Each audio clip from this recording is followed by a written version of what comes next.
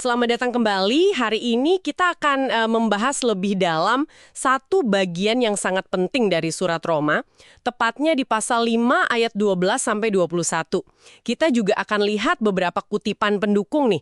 Fokus kita kali ini adalah bagaimana sih satu tindakan, satu perbuatan saja bisa punya efek yang begitu besar ya kan ke seluruh umat manusia. Baik itu efek buruk maupun baik.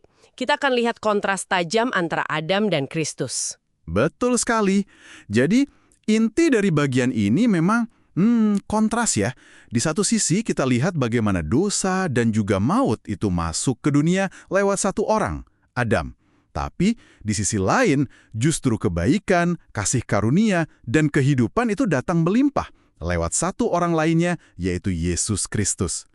Ayat 12 itu jelas sekali bilang, dampak perbuatan Adam, yaitu dosa dan maut, itu menjalar ke semua orang.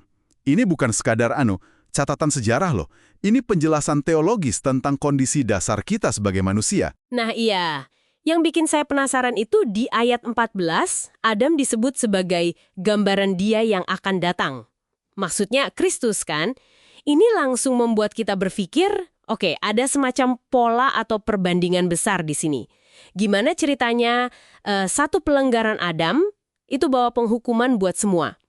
Tapi sebaliknya, satu perbuatan kebenaran oleh Kristus malah membawa pembenaran. Artinya kita dianggap benar di hadapan Allah dan hidup bagi semua orang. Itu ada di ayat 18 kan? Nah, disitulah letak bisa dibilang keajaibannya. Ada ketidakseimbangan yang justru menguntungkan kita. Sumber yang kita bahas ini menyoroti hal itu.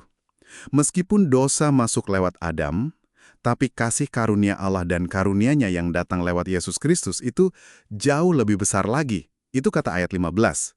Logikanya gini, kalau karena satu pelanggaran Adam saja semua orang jadi di bawah kuasa maut, maka anugerah kebenaran lewat Kristus justru membuat orang yang menerimanya bisa hidup dan berkuasa. Itu ayat 17. Jadi ini bukan sekedar menyeimbangkan, tapi efeknya jauh lebih dahsyat ke arah positif. Coba perhatikan ayat 16. Satu pelanggaran Adam bawa penghukuman. Titik. Tapi anugerah Allah itu merespons banyak sekali pelanggaran untuk akhirnya membawa pembenaran. Skalanya beda banget. Wow, jadi bukan cuma sekedar menetralkan dosa Adam ya, tapi anugerah ini bekerja di level yang benar-benar melampaui gitu ya. Oke.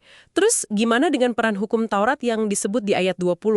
Kok bisa-bisanya ditambahkan malah supaya pelanggaran menjadi semakin banyak? Ini kedengarannya agak aneh ya, seolah-olah hukum itu punya tujuan negatif. Pertanyaan bagus. Ya, sekilas memang bisa bikin bingung. Tapi, tujuannya, menurut tafsiran yang kita punya ini, bukan karena hukum Taurat itu buruk.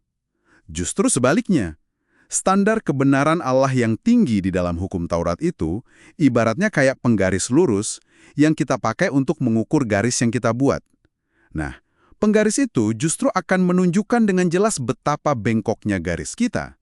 Artinya, hukum Taurat menyoroti betapa dalam dan luasnya keberdosaan manusia. Oh, jadi kayak cermin gitu ya, memperlihatkan kondisi kita sebenarnya. Tepat. Kesadaran akan kebengkokan atau dosa inilah yang membuat kita sadar, loh kita ini nggak bisa selamat sendiri, kita butuh pertolongan dari luar, kita butuh anugerah. Makanya ujung ayat 20 itu bilang, di mana dosa bertambah banyak, di sana kasih karunia menjadi berlimpah-limpah. Ini bukan berarti kita boleh sengaja berdosa supaya anugerah tambah banyak loh ya. Bukan itu. Tapi ini penegasan bahwa sebesar apapun dosa kita, anugerah Allah itu jauh lebih besar dan sanggup mengatasinya. Ini kan sejalan banget sama Yohanes 3 ayat 16-17. Tuhan Yesus datang bukan untuk menghakimi, tapi untuk menyelamatkan dunia. Jadi, ketaatan Kristus, seperti disebut di ayat 19, itu benar-benar membalikan efek ketidaktaatan Adam. Banyak orang menjadi benar karenanya. Menarik sekali cara kerjanya, dan dampaknya ini kan nggak cuma ke hubungan manusia dengan Tuhan ya. Bacaan kita juga sempat menyinggung Kejadian 3 soal bagaimana tanah jadi terkutuk, hidup jadi susah. Itu semua akibat dosa Adam. Tapi di situ juga kan ada janji awal ya, tentang keturunan perempuan yang suatu saat akan meremukkan kepala si ular. Dan itu diyakini menunjuk pada Kristus. Jadi Kristus ini nggak cuma memulihkan hubungan kita dengan Allah, tapi ada kaitannya juga dengan pemulihan seluruh ciptaan. Gitu ya. Dari Roma 5 ayat 12-21 ini, Intinya adalah sebuah peralihan yang sangat fundamental. Kita pindah dari warisan dosa dan maut yang kita dapat dari Adam ke warisan baru, yaitu pembenaran dan hidup kekal melalui Yesus Kristus. Ketaatan satu orang, Kristus, itu menang mutlak atas ketidaktaatan satu orang, Adam. Kasih karunia terbukti jauh lebih kuat daripada dosa. Dan penting juga, penerimaan anugerah ini, seperti disinggung di Yohanes 1 ayat 12, bukan cuma status di atas kertas, tapi membawa perubahan nyata dalam hidup. Misalnya, mulai membenci dosa, punya keinginan untuk hidup menyenangkan hati Kristus. Ada transformasi. Sungguh sebuah pemikiran yang sangat mendalam ya. Bagaimana satu tindakan bisa bergema begitu panjang dalam sejarah. Dan pesan utamanya tampaknya adalah kemenangan mutlak dari kasih karunia Allah. Nah, ini mungkin bisa jadi bahan renungan untuk Anda semua di rumah. Kalau sekarang, seperti kata ayat 21, kasih karunia yang berkuasa melalui kebenaran menggantikan dosa yang dulu berkuasa membawa maut.